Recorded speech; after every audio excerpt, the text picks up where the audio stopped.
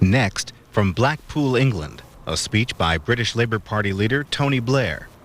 On Tuesday, Mr. Blair spoke to the Labour Party's membership at the party's annual conference. 41-year-old Tony Blair was elected in July. He succeeds the late John Smith.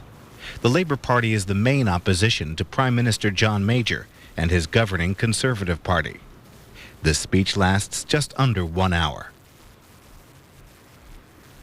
David, conference friends, today I set out my vision for our party and our country. What we are, where we stand, and how we will govern. We meet in a spirit of hope. Hope that change can come.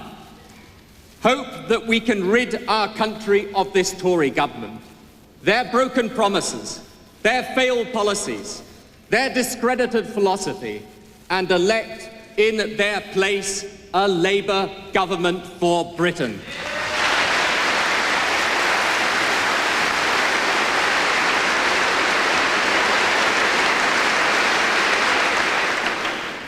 We all remember where we were and what we were doing when we heard that John Smith had died.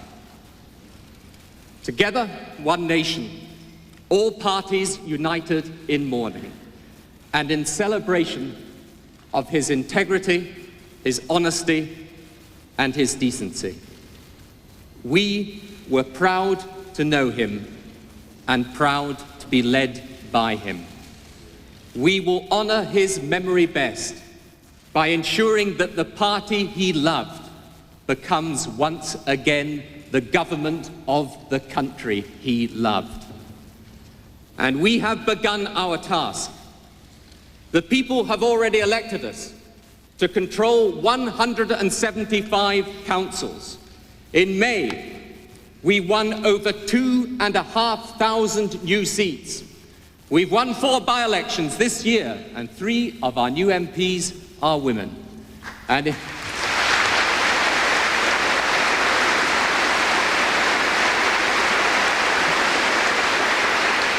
in the European elections too, we gained record numbers of seats. My friends, these were not opinion polls. They were elections, and we are winning them.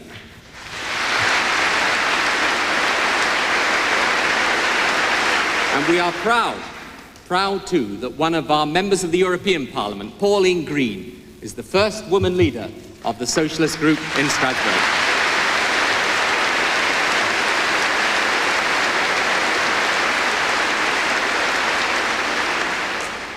And if you'll forgive me, there's one other representative in Europe to whom we pay tribute. Commissioner Kinnock, a credit to our party here as he will be to our country in Brussels.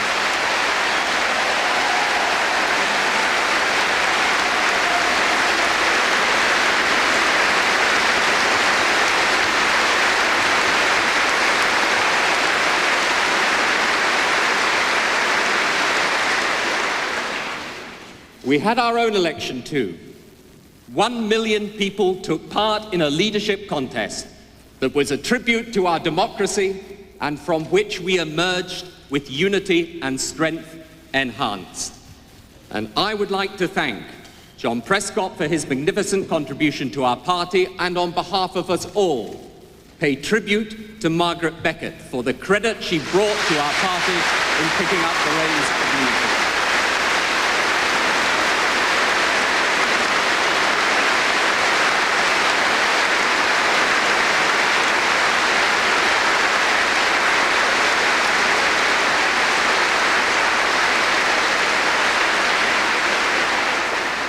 Conference, we celebrate too the record growth in our membership. 14,000 new members in August alone. I can announce today that by the end of this month, we will have passed the 300,000 mark. And I'm glad too, we have again an active young Labour section, 3 times as many members as the young Tories.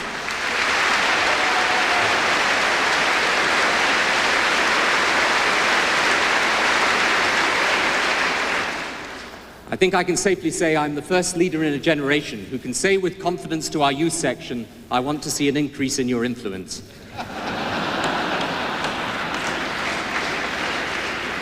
Friends, one other debt of gratitude. Larry Whitty is to leave the post of General Secretary of the party and take up a new and important job coordinating the party's links with Europe. Larry is one of the best, most genuine, least self-serving people I know, and we thank him for the loyalty and dedication he has shown to us.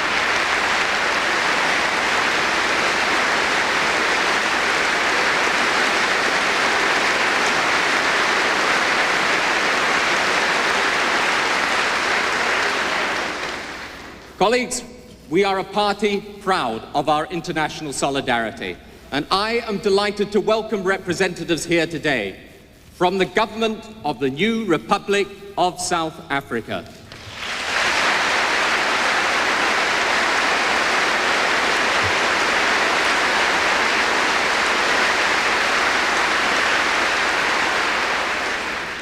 I was 10 years old when Nelson Mandela was imprisoned on Robben Island.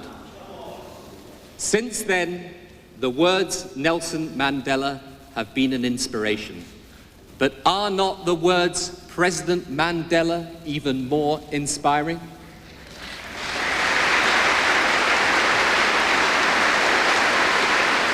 We welcome too representatives of the Israeli government. We applaud Yitzhak Rabin's Labour government and Yasser Arafat's PLO for breaking new ground to help the Palestinian people towards self-government. We congratulate our sister parties in Sweden, Australia, Denmark and Holland on their recent election successes. And we wish success to socialists and social democratic parties in Austria and Germany in their forthcoming elections. Colleagues, 50 years ago, the British Labour government helped to form the United Nations. We will continue to work for it to be stronger, more cohesive, more capable of bringing new order to a world no longer dominated by the Cold War. In particular, in Bosnia, we urge acceptance of the peace plan now on the table to avoid further brutality and bloodshed. We also live in a world where a quarter of its population lack drinking water and a fifth starve, where civil war in Rwanda and elsewhere is rife. We should not forget these people, and I can tell you overseas aid and development will always be a central part of the Labour Party that I lead.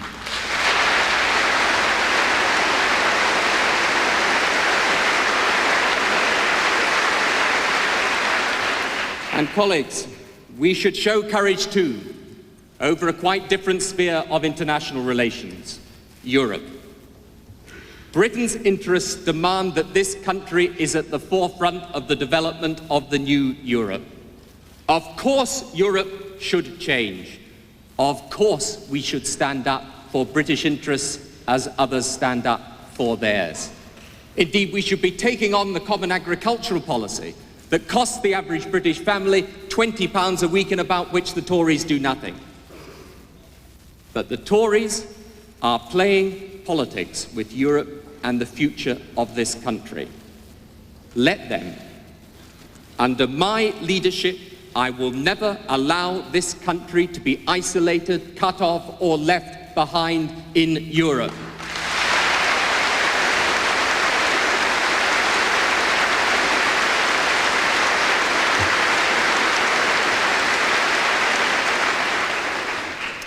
The tide of ideas in British politics is also at last on the turn.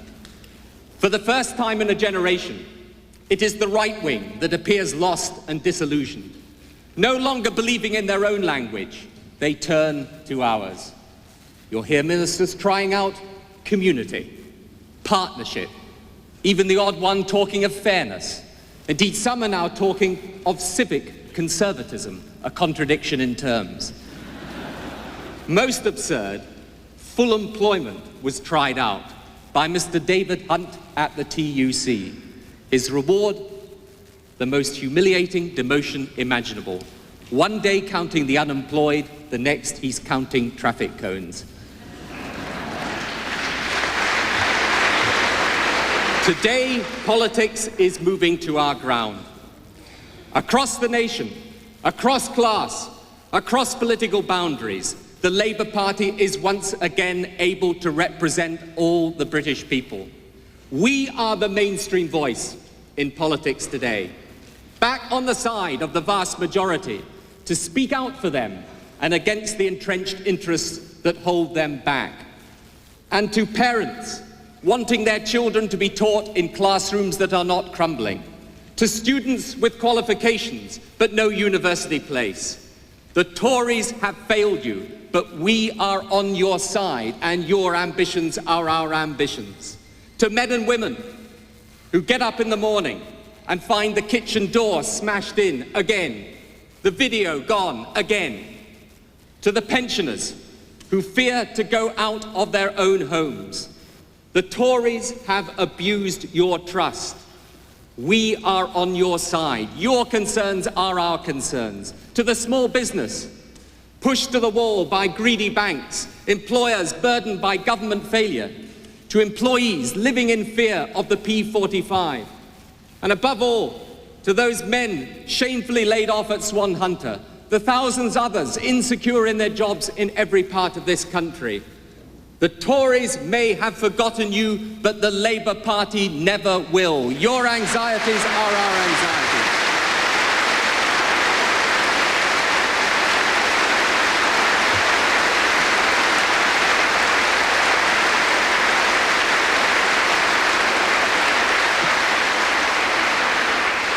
And to middle and lower income Britain, suffering the biggest tax rises in peacetime history, the Tories have betrayed you, but Labour is on your side. Your aspirations are our aspirations.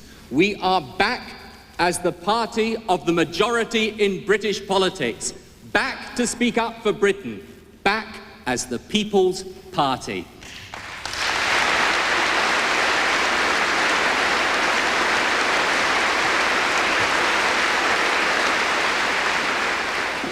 And just look at Britain. 15 years after Margaret Thatcher stood on the steps of Downing Street. Do you remember that? Where there was discord, is there harmony? Where there was error, is there truth? Where there was doubt, is there faith? Where there was despair, is there hope? Harmony when crime has more than doubled? Truth when they won an election on lies about us and lies about what they would do?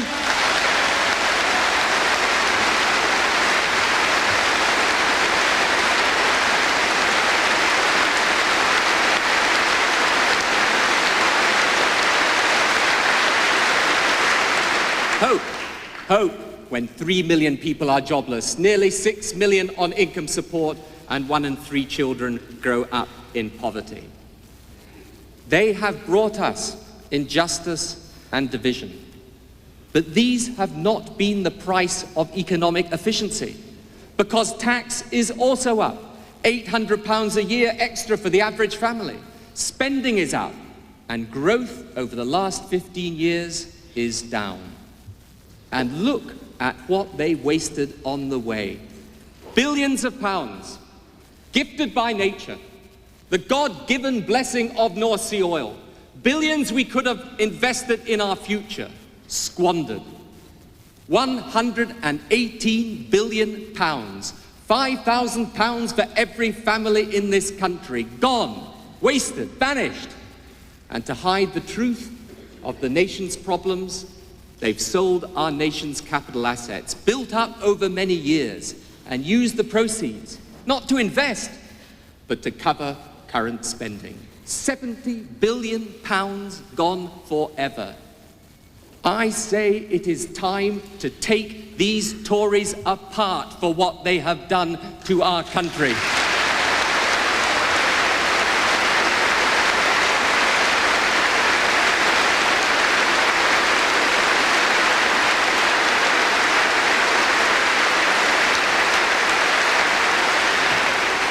And not because they lack compassion, Of course they do, they're Tories.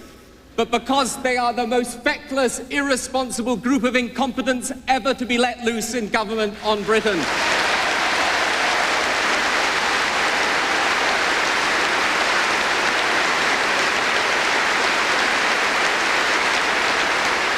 Their time is up. Their philosophy is done, their experiment is over, their failure is clear. It is time for them to go. And why are they incompetent? Not just because of the individuals, incompetent though they are. It is not this or that minister that is to blame. It is an entire set of political values that is wrong. They fail because they fail to understand that a nation, like a community, must work together in order for the individuals within it to succeed. It is such a simple failing, and yet it is so fundamental. Go and look at a company that is succeeding. It won't treat its workforce as servants, but as partners. They will be motivated and trained and given a common purpose. And of course, sweatshop conditions in the short term can make do. But in the end, they fail. The quality, the commitment isn't there. And it is the same with a country. It can be run on privilege and greed for a time, but in the end, it fails. And this is not theory. We have living proof of it here in Britain today. At the end of 15 years, we are taxing and spending, not to invest in future success, but to pay for past failure. I don't mind paying taxes for education and health and the police. What I mind is paying them for unemployment and crime and social squalor. And that is what the British people are being taxed for today.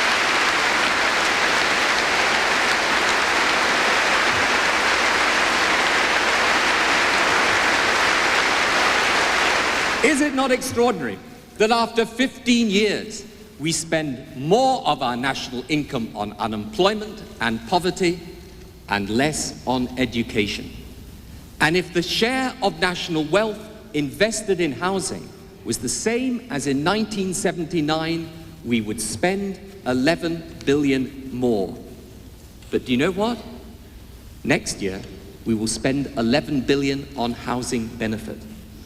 And now they want to cut the benefit. Instead of cutting the benefit, why not cut the homeless queue, cut unemployment and build houses for people to live in?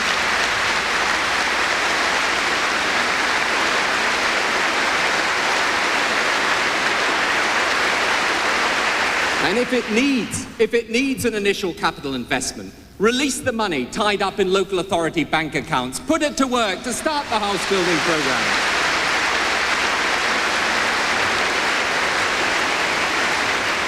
The Tory economics is based on a view of the market that is crude, out of date, and inefficient. And their view of society is one of indifference, to shrug their shoulders and walk away. They think we choose between self-interest and the interests of society or the country as a whole. But in reality, self-interest demands that we work together to achieve what we cannot do on our own. More and more, I believe, that though of course ability plays a great part in life, what most distinguishes those at the top from those at the bottom is their life chances. So much talent wasted, so much potential underdeveloped. And I don't just mean the unemployed. I mean those who just have jobs, when what they should have is careers with prospects and a hope of advancement. We can learn these lessons from the family. Now, the Tories have posed as the party of the family for too long. They are no more the party of the family than they are the party of law and order in Britain today. They have done more to undermine stable family life in this country than any other government in living memory.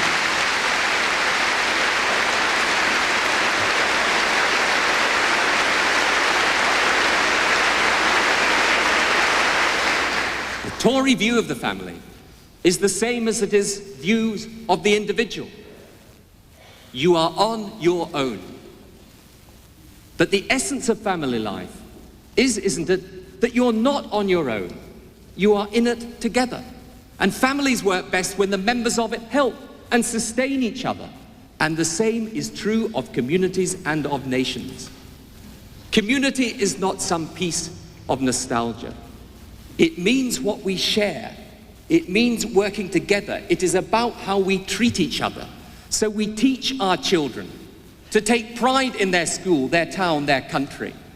We teach them self-respect, but we teach them respect for others too. We teach them self-support and self-improvement, and we teach them mutual support and mutual improvement too. The Tories despise such principles. Their view is simple. They believe in a world where they just have to watch as the hospitals spring up, as the schools rise in green and pleasant playing fields. Let's just sit tight on this planet of miracles, where the free market builds business, trains employees, controls inflation, preserves demand, ensures everlasting growth. Let's congratulate ourselves, they say, that thanks to our inspiring inaction, the elderly live in comfort and the young play in safety. And all around, people on this planet singing hymns of gratitude to the invisible hand of the market as it brings equality and prosperity cascading down from generation to generation. Welcome to Planet Portillo.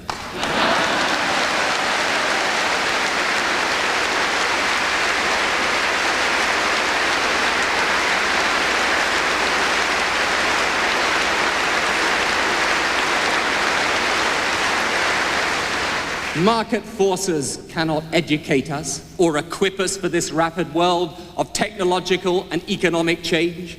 We must do it together. We cannot buy our way to a safe society. We must work for it together.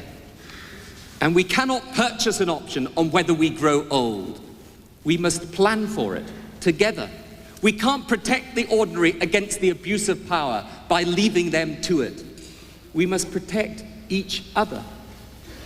That is our insight. A belief in society, working together, solidarity, cooperation, partnership. These are our words. This is my socialism. Socialism. And we should stop apologizing for using the word.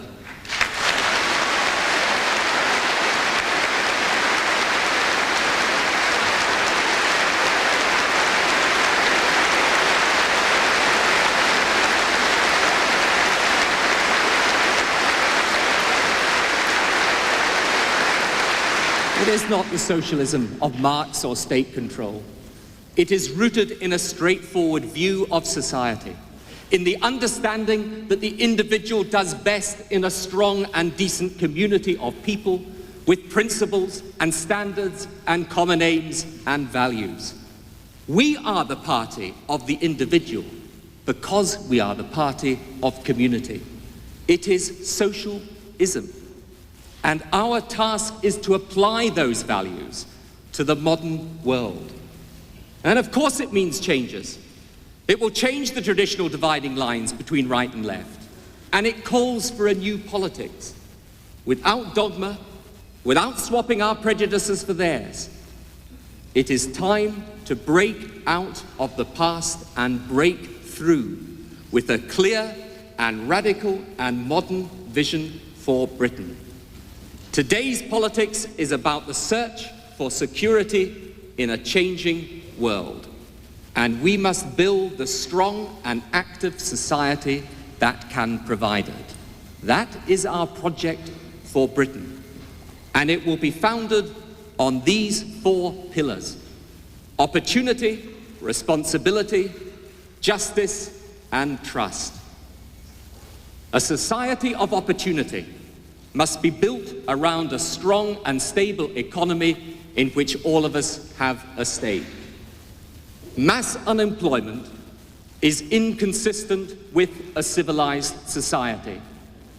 It is time to state clearly, in the words of the pioneering White Paper of 1944, that it is the duty of government to maintain a high and stable level of employment.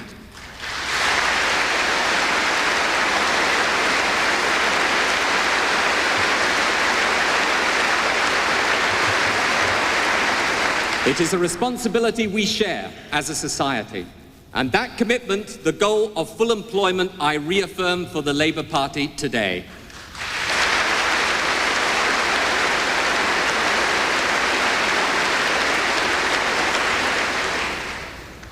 It will take time.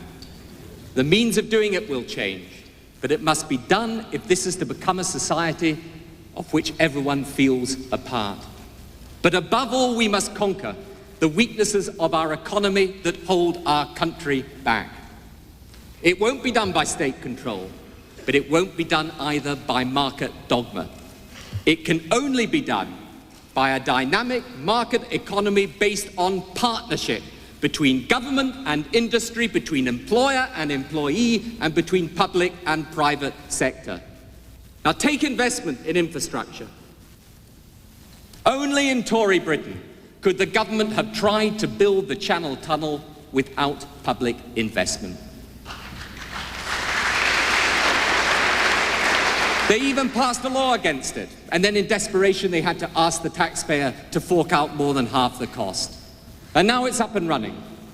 Trains speed through France at 185 miles per hour, through the tunnel at 85 miles per hour, and then go through Kent at 47 miles per hour. The French got the high-speed link, we got the slow coach link, but then we've got the Tories.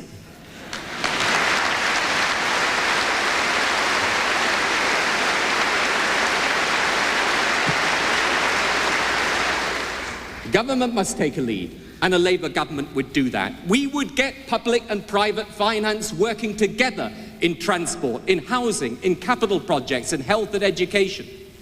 And if there are Treasury rules, antiquated concepts of public borrowing that hold us back, change them. That is what intelligent government is for.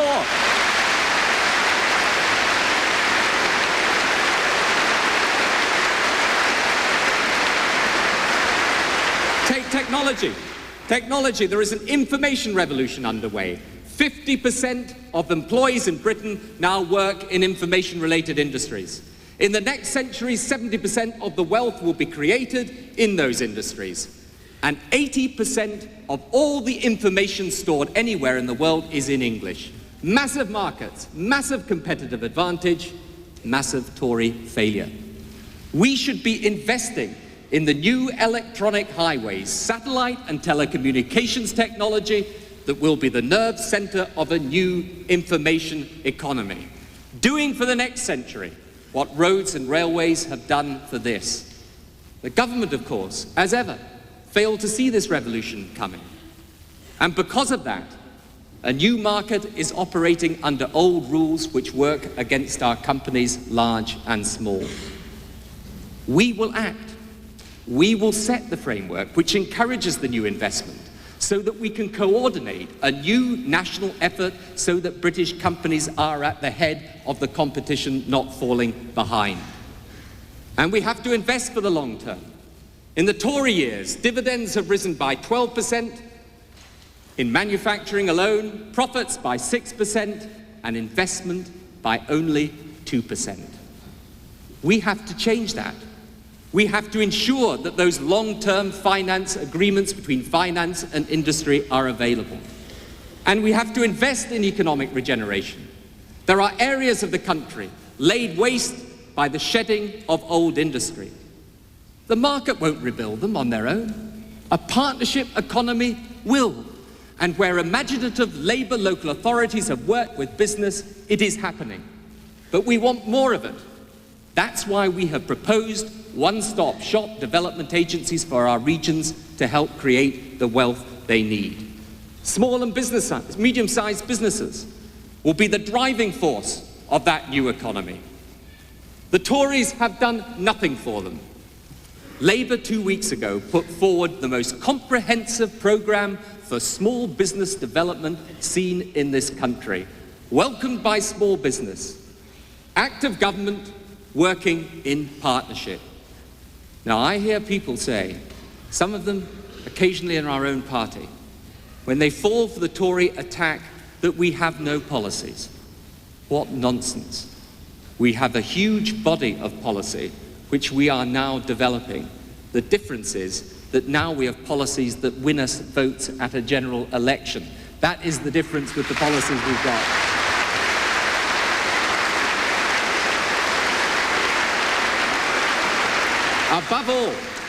Above all in this partnership economy, we need to train and educate our people. Education will be the passion of my government.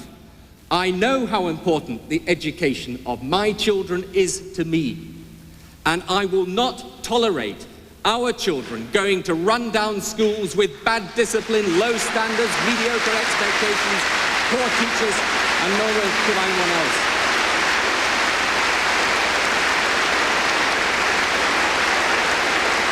And I tell you, if schools are bad, they should be made to be good. If teachers can't teach properly, they shouldn't be teaching. And if the government can't see why education matters, then sack the government and get one that does.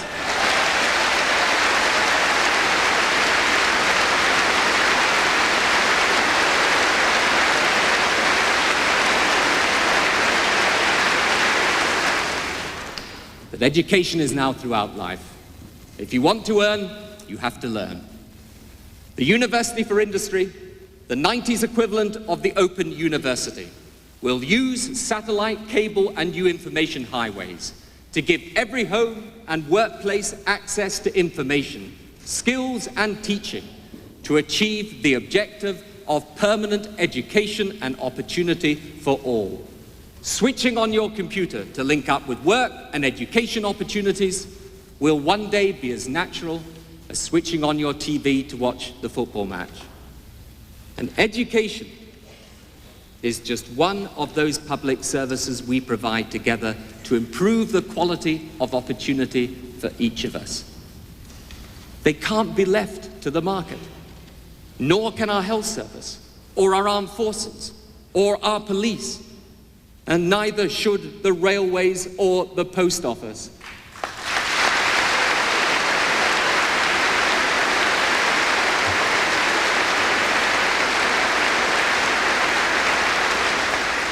These are public services. Public services.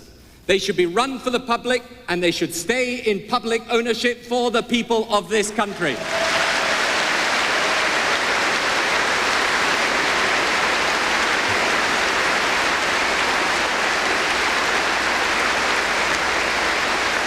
And these Tories, when they tell us there's no money to fund better public services, then let us suggest some cuts they could make.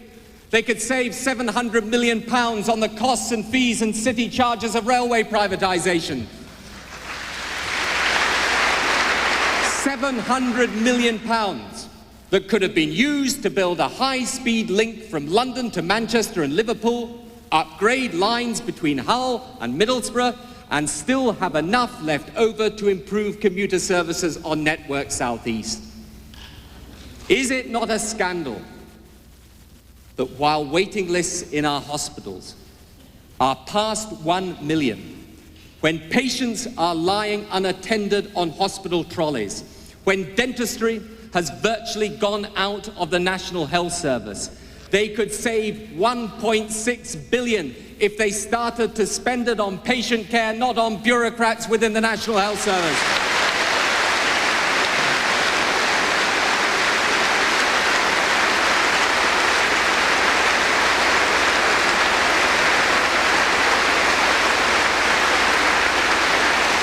Or the 30 million to turn the police authorities into another Quango. Let that money go on putting the police on the beat where the public actually wants to see them.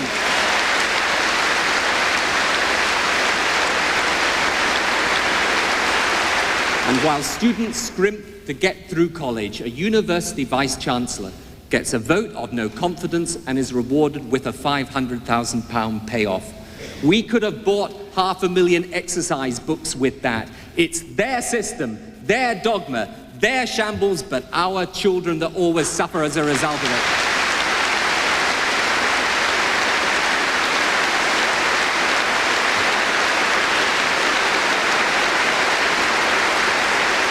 We should start a new campaign with our public services. Get the money to the front line of public services. It's time to change.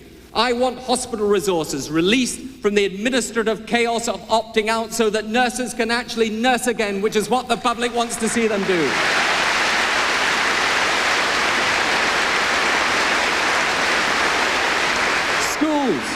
Schools released from form filling and red tape so that teachers can teach again. Our uniform services freed from paper pushing so that they can go and catch the criminals terrorizing our society. That is what we should be providing. A society of opportunity for all, guaranteed through that strong economy and strong public services. But with opportunity must come responsibility. For the Tories, the language of responsibility is what those at the top preach to the rest while neglecting it for themselves. But the left have undervalued the notion of responsibility and duty too. And it's time we understood how central it is to ourselves.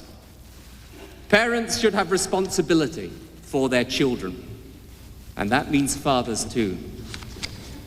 Companies should have responsibility to their employees and their community. Ministers should have responsibility to the truth and citizens to each other. It is at the heart of our message about crime. The Labour Party is now the party of law and order in Britain today, and quite right too. 1 in 50 crimes ever goes punished. Sentencing is haphazard. Victims are given short shrift.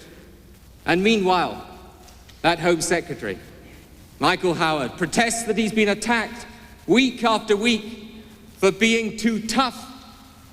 He's dreaming. He'd love to be attacked for being too tough. He's attacked because he's long on rhetoric and short on policies that work. That's why he's being attacked.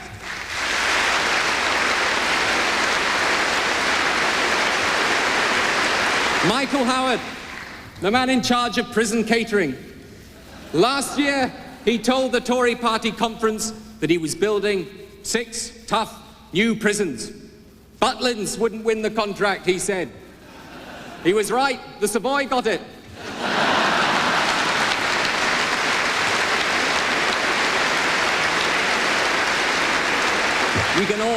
We can all get angry because crime hurts. And it hurts most the people who are least able to fight back. But it's not enough to get angry, to stamp your feet and shout from the Tory party conference. That's the soft option. We need a new approach. One that is tough on crime and tough on the causes of crime. And over the past year, we have put forward a range of detailed policies to fight crime. Policies that are tough on crime, measures to tackle juvenile offending, to crack down on illegal firearms, to punish properly crimes of violence, including racial violence, to give victims the right to be consulted before charges are dropped or changed, and tough on the causes of crime. A comprehensive crime prevention program, an anti-drugs initiative, long-term measures to break that culture of drugs, family instability, high unemployment, and urban squalor in which some of the worst criminals are brought up. Responsibility means a recognition that there is no divorce from the outside world. Social responsibility for all. The unemployed youngster has no right to steal your radio, but let us get just as serious about catching the people in the city with an eye on your pension.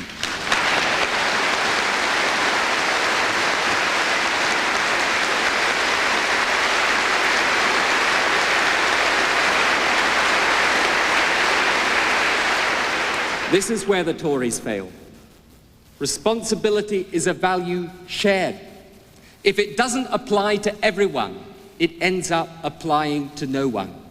It applies to those who defraud the state of benefits, yes. It applies to those who evade their taxes.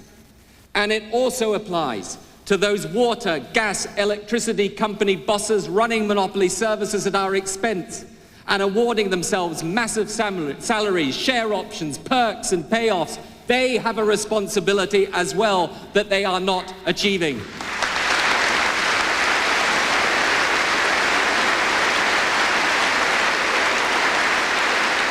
And it applies in the health service. Do you remember how those reforms were sold? In the name of better and quicker patient care? We'd all be able to get the doctor I want, at the time I want, in the hospital I want. And who of those reforms benefited? Not the patient, but the pen pusher, getting the carpet I want, and the wallpaper I want, and the nice big company car I want. And can we get the wife on the board too?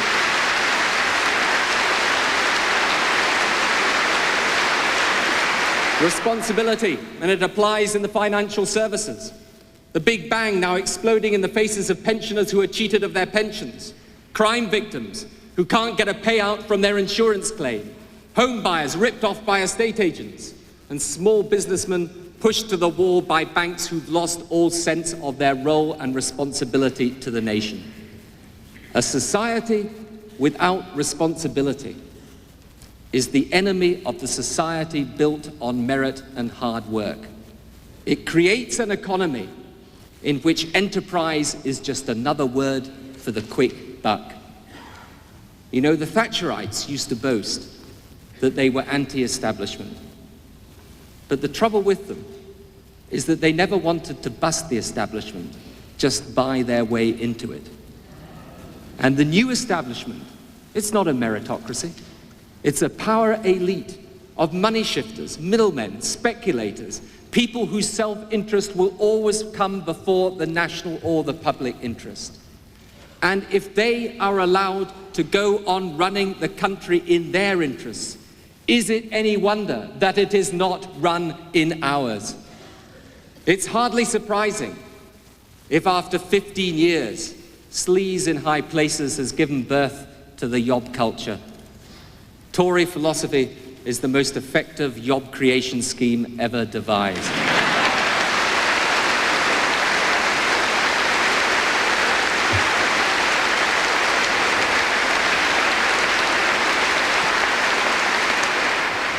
Colleagues, we have one further proposal to make here.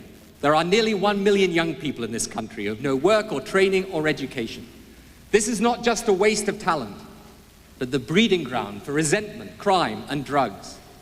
The Social Justice Commission has called for a new civilian service, a voluntary national task force of young people allowed constructive tasks to do. I support that. I think they do as well. Working for the community that is useful, on environmental projects or caring for the elderly, something useful to the community and personally fulfilling, to instill that sense of responsibility, self-discipline, self-respect, and a sense of achievement.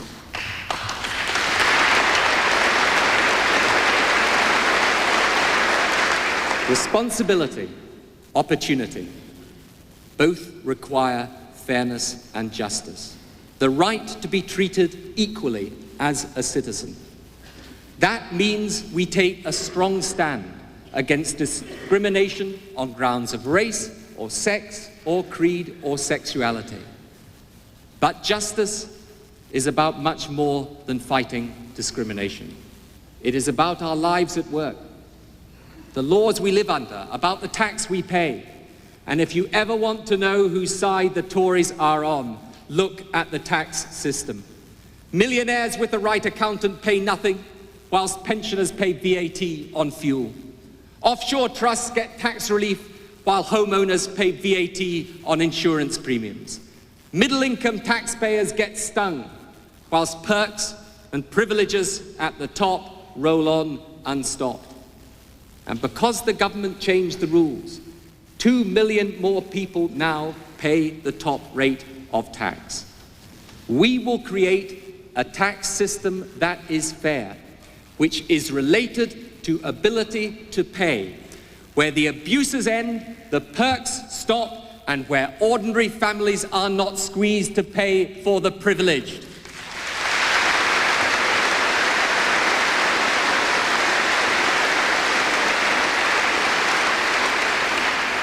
Colleagues, it sticks in my gullet when I see Tory MPs, some of whom earn more for a half-day's consultancy than some of my constituents earn in a month, denounce our plans for a minimum wage. Is it not wrong that the taxpayer ends up paying more than £1 billion on benefits to subsidise poverty pay? A minimum wage exists in every European country, in America too, for the simple reason that it makes social and economic sense. Of course, the minimum wage should be set and implemented sensibly, and it will be, but there will be no retreat from its basic principle because it is right and a Labour government will introduce it.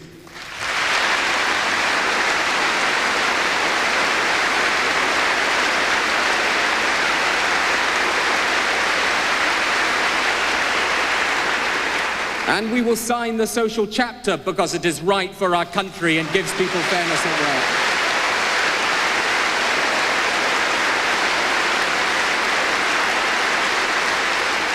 And we will give people the right at work to join a trade union and where they want it to have that union recognised.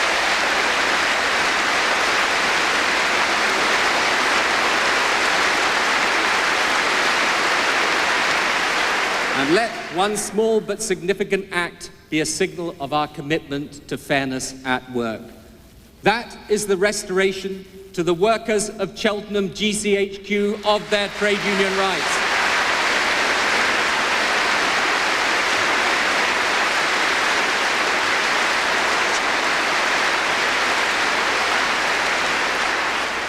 Colleagues, as part of justice, we will make work pay.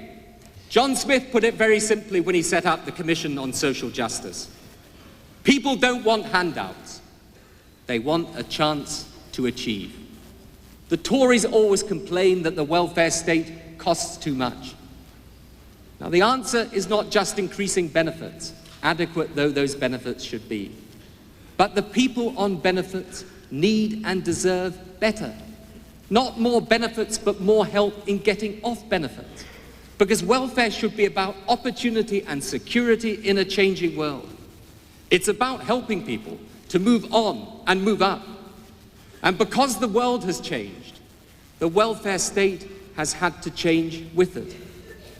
And we are the only people who can be trusted to change and reform and modernize the welfare state because we are the people who believe in it.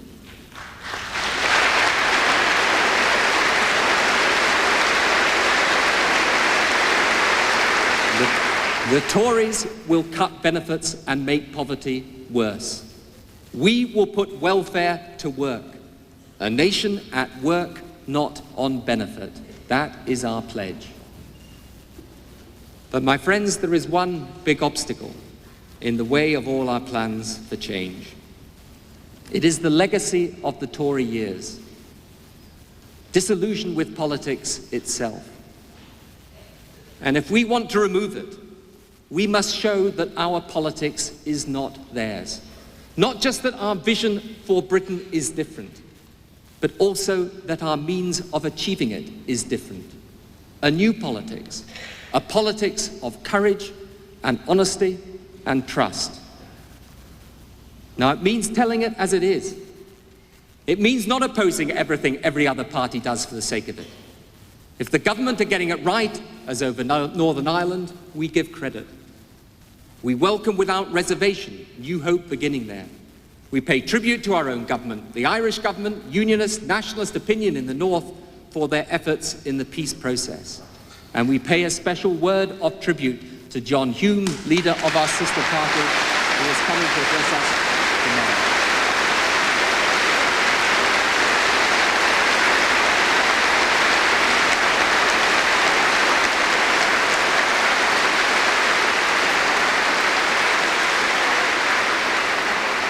But it means, too, this new politics, speaking the same language to each other as we know we need to speak to the country.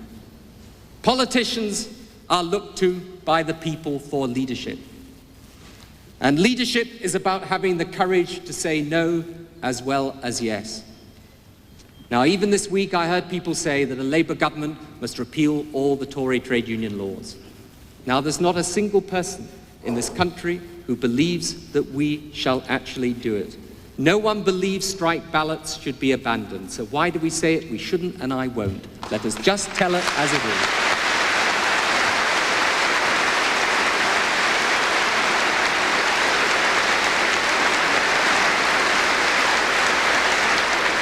I have said, and I mean, I am committed to the goal of full employment. We will develop the plans to achieve it, but I won't ever pretend that I can deliver it overnight. I'm not going to seek to fool the unemployed into thinking we'll walk into power on Thursday and they'll walk into a job on Friday. Let us be honest and straight and realistic, because those most in need of hope deserve the truth. Hope is not born.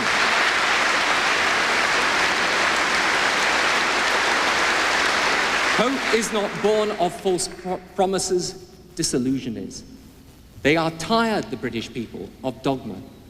They're tired of politicians pretending to have a monopoly on all the answers. They are tired of glib promises, broken as readily in office as they were made on the soapbox. When we make a promise, we must be sure we can keep it. That is page 1, line 1, of a new contract between a Labour government and the citizens of this country.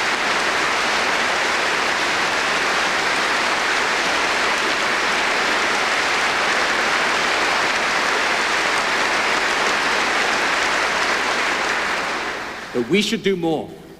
We have to change the rules of government, and we will. We are putting forward the biggest programme of change to democracy ever proposed by a political party. Every citizen to be protected by fundamental rights that cannot be taken away by state or even by their fellow citizens, enshrined in a Bill of Rights.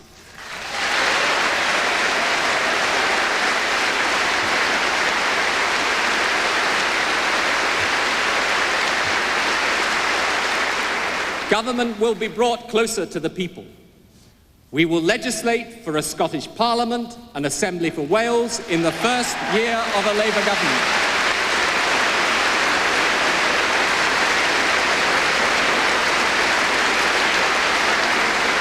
And the Tory quangos will be brought back under proper democratic control.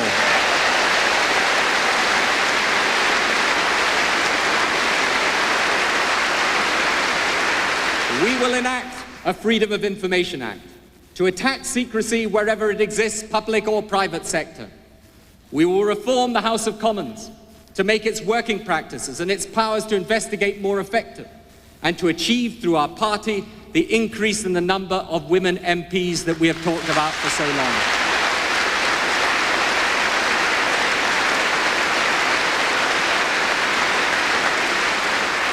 And we will make history by ending the ancient and indefensible privilege of hereditary peers voting on the laws of this land.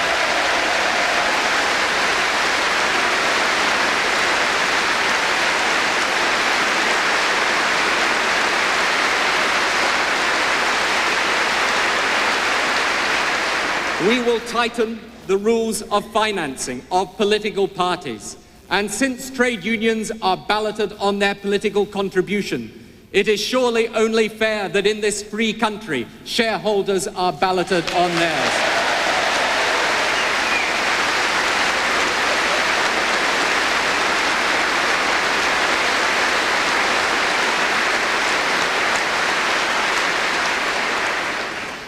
Colleagues, the people of this country are not looking to us for a revolution. They just want us to make a start. And I want you with me in that task. I want you with me, head and heart, because this can only be done together. Leaders lead, but in the end, the people govern. Now, some of you will think we're too modest in our aims, too cautious. Some of you, I hear, support me simply because you think I can win. Now let me say it once.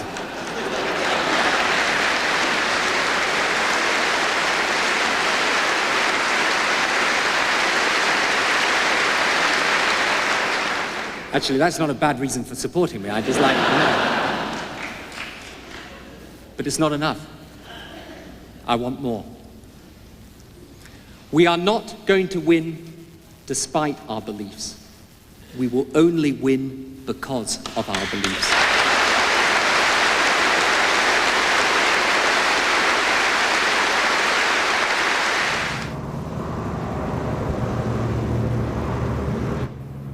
"41-year-old Tony Blair is the leader of Britain's Labour Party, the main opposition to Prime Minister John Major and his governing Conservative Party. He was elected in July following the death of his predecessor, John Smith. The Labour Party now holds 269 of the 651 seats in Britain's House of Commons. For more information about the politics of the United Kingdom,